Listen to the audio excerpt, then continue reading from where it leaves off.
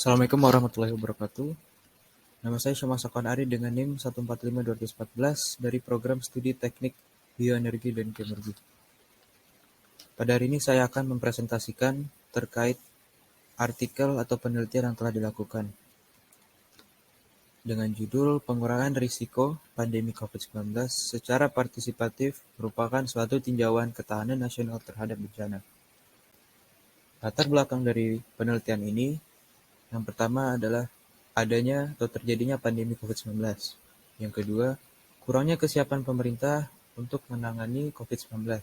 Yang ketiga, pengurangan risiko bencana akibat COVID-19. Dan yang terakhir, ketidakkepedulian masyarakat dengan adanya pandemi COVID-19. Tujuan artikel. Tujuan artikel ini dibuat atau tujuan penelitian ini dilakukan itu untuk mengurangi penularan kasus pandemi COVID-19 di Indonesia, di mana kita ketahui bahwa COVID-19 ini telah berdampak di seluruh sektor negara Indonesia, terutama di ketahanan negara. Oleh karena itu, dibutuhkan peran serta masyarakat dalam pengurangan risiko pandemi COVID-19 ini. Metodologi penelitian.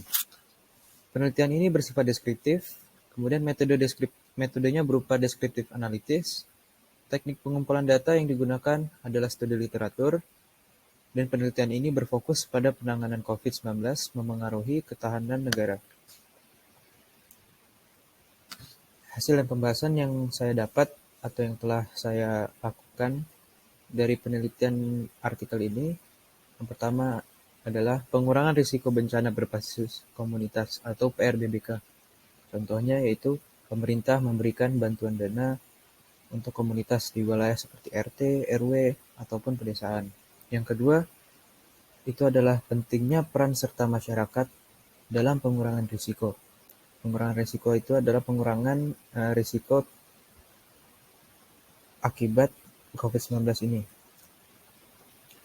Jadi peran masyarakat ini ada di berbagai aspek, seperti di aspek geografi, ekonomi, politik, sosial budaya, hankam, ideologi, demografis, dan masih banyak lagi.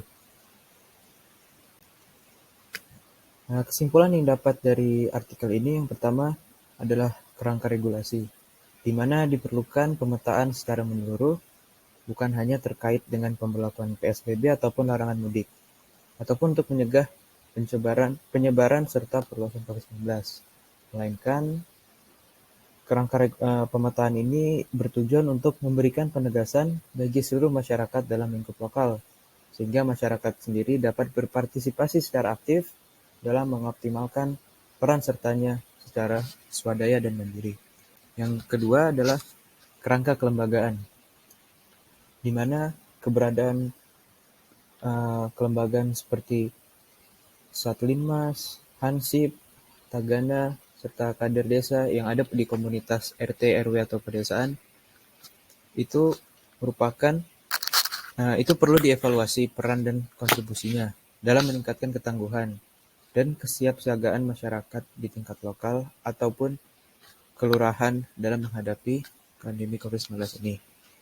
Yang ketiga, kerangka pembiayaan, di mana di kerangka pembiayaan ini masyarakat ini harus berupaya untuk melakukan konsolidasi bantuan sosial yang bersumber dari peran serta masyarakat, di mana dari konsolidasi yang telah dilakukan ini dapat meningkatkan solidaritas dalam membantu sesama, sehingga COVID-19 ini kasusnya dapat turun dengan drastis. Saran yang dapat saya berikan atau masukannya adalah yang pertama, pembagian perencanaan penanganan COVID-19 dalam kerangka kelembagaan gugus tugas COVID-19 yang sebagaimana telah dijelaskan dalam hasil dan pembahasan. Kemudian yang kedua, penerapan PSBB yang lebih diperketat lagi dalam penanganan kasus COVID-19 ini. Bisa dimulai dari wilayah kecil ke wilayah besar atau dari wilayah ke desa ke wilayah epicentrum COVID-19. Yang terakhir, yaitu melakukan lockdown untuk wilayah yang menjadi epicentrum pandemi COVID-19 ini, sehingga menekankan penyebaran COVID-19. Sekian presentasi dari saya. Mohon maaf jika ada salah kata. Assalamualaikum warahmatullahi wabarakatuh.